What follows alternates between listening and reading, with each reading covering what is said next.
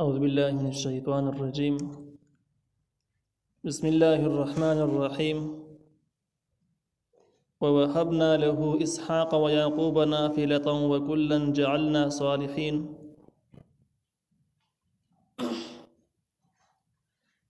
سورة الأنبياء 72 نمبر آیات. په دې 72 نمبر آیات کې د ابراهیم علیه السلام او د لوط علیه السلام د هجرت نه وروسته چې الله تعالی کوم څور کړي او د هغې ذکر دی. الله تعالی وایي ووهبنا له امن ورکړه ابراهیم علیه السلام ته اسحاق علیه السلام چې دی زوی دی، و یعقوب او یعقوب علیه السلام چې دی نو سیر نافلتن دا یو زیاتی په دې معنی سره چې یعقوب اصل کې ابراهیم علیه السلام د زوی سوال کړی د نسو سوال یې ورسره نه کړی، لیکن الله تعالی زامن هم ورکړه نسی ول هم ورکړه، ځکه چې ابراهیم علیه السلام د الله تعالی د دین د خاطر نه خپل خاندان پرېښود، خپل کلی حکومت ارسې پرېښودل او بل علاقې ته مهاجر شو. الله تعالی ول داسې تکړه کسان ول ورکړه پیدا کړل چې څومره سوال ابراهیم علیه السلام کړی د هغې نه ورله هم زیات ورکړو.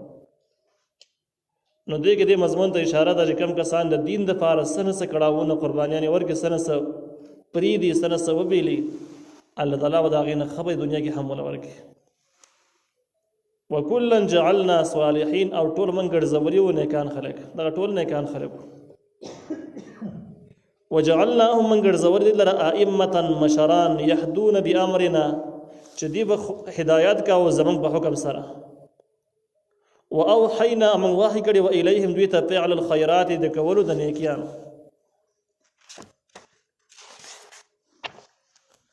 و اقام الصلاة د قایمولو د منځ، و ایتاء الزکات د ورکولو د زکات، وکانو لنا عابدین او دوی زموږ دپاره بندګي کوونکي.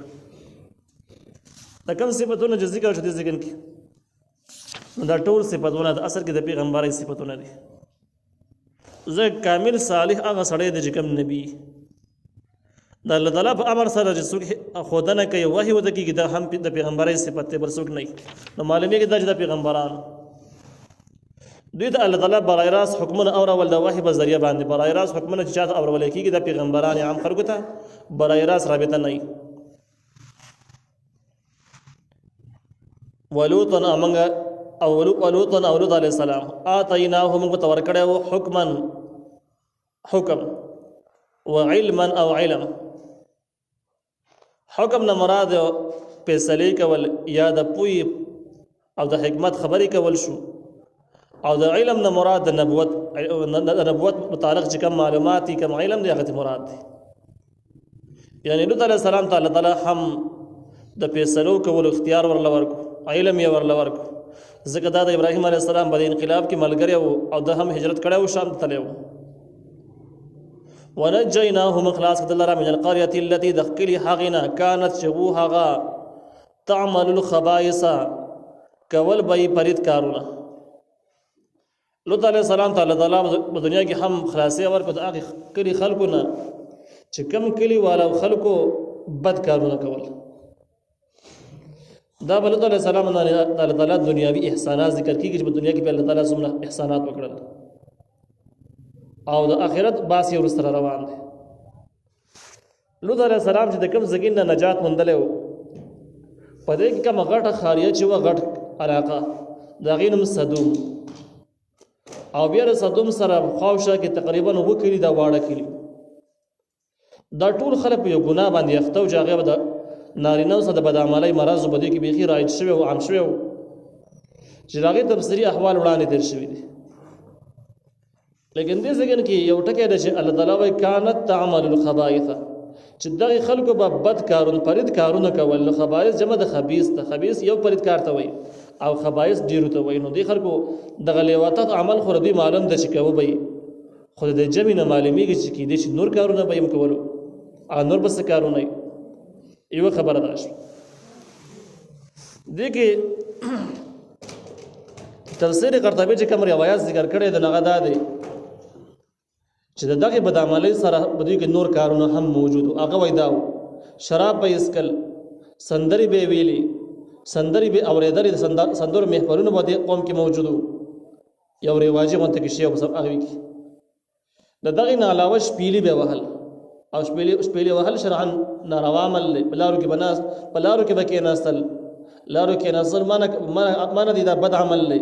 په لارو کې لوبې کول یا هسې کېناستل ځکه کوم خلک چې په لاره باندې تېرېږي نو هغوی ته د دې نه سره تکلیف خامخا وي د ناستو کسانو نه، خاص کر چې کله زنانه تېرېږي دغه ځای باندې. د دغې نه علاوه چې کوم دی نو بدې کې شرابخوري پکې هم موجوده وه.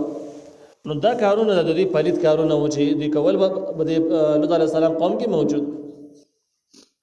تفسیر مال قرآن یو احتمال دویم ذکر کړی دی چې دا کوم عمل باندې چې دوی مشهور په کوم عمل چې راونیولی شو دا دومره پلید عمل و چې گویا د ټولو پلیدو کارونو بنیاد و مجموعه و.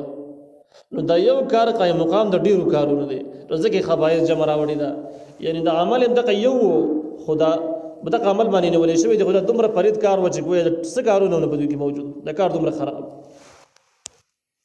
لکه به انسان بدن ته چې کله کینسر ولګي نو که نور یو مرض هم پکې نه کینسر یوازې پوره هغه ختمي. دغه شان که دوی نورم بزرګان هم شي خو دغه یو عمل په وجه باندې دی برباد دي تباه دي. نو گویا چې دا یو عمل قایم مقام د ډیرو پلیدو کارونو شو. انهم كانوا قوم السوء یقینا دوی بد خلق فاسقین نافرمانه. وادخلناهم داخل لوط علیہ السلام فی رحمتنا بخبر رحمت کی کامل رحمت د الله تعالی د نبوت د چاله ورکی نو د پیغمبري ورکړی و. انه من الصالحین یقینا د نیکانو خلقونه.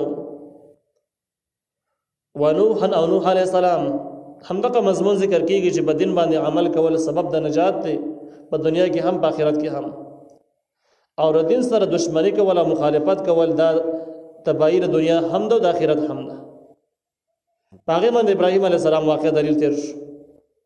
دغه شان د لوط علیه السلام واقعه اوس د نوح علیه السلام واقع ذکر کیږي چې هغه هم دغه شان د احوال دي چې نوح علیه السلام یوازې بغیر د وسایلو نه کوم ملګرو سره د دین خدمت کا او خلکو مخالفت کړ. نو کم چې مخالفین اگر چې ډیر زیات و د نوح علیه السلام ملګری اگر چې ډیر زیات لګو د نش برابر لیکن په دنیا کې د انجام په اعتبار سره هم نوح علیه السلام غالب شو او قومیت هلاک شو.